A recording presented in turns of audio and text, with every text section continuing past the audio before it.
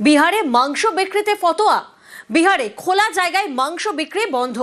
মাংস বিক্রিতে নয়া নির্দেশ এনডিএ সরকারের। লাইসেন্স ছাড়া মাংস বিক্রি করা যাবে না, ঘোষণা বিহারের উপমুখ্যমন্ত্রী বিজয় সিনহার। নিয়ম না মানলে কড়া ব্যবস্থার হুঁশিয়ারি। कोई भी ओपन सड़क पर मांस नहीं बेचेगा, किसी के भावना को आहत नहीं करेगा। नियम के अनुकूल जिसको लाइसेंस मिला है उसका उल्लंघन करने वाले पर सख्त कार्रवाई होगी।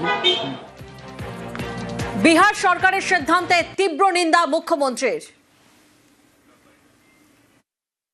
বাজারে মাছ বিক্রি হবে না, মাংস বিক্রি হবে না। বাংলায় এসে তারা কি করবে ভোট নিয়ে? বিহারের উপমুখ্যমন্ত্রী বলছেন বাজারে মাছ মাংস বিক্রি করা যাবে না, অনলি যাদের লাইসেন্স আছে বাড়ির ভেতরে। সবাইকে শপিং মলে গিয়ে মাছ মাংস বিক্রি করবে? আমাদের তো চাষিরা রাস্তায় বসে পুকুর থেকে মাছটা ধরে নিয়ে আসে, সেটা বিক্রি করে, এটা তার কর্মফল। আর যদি বলে বাংলায় মাছ বন্ধ, মাংস বন্ধ, ডিম বন্ধ, কারণ বিজেপি অন্ধ, স্কন্ধ কাটার রাজনীতি চলছে। এই রাজনীতিকে আমি ধিক্কার জানাই।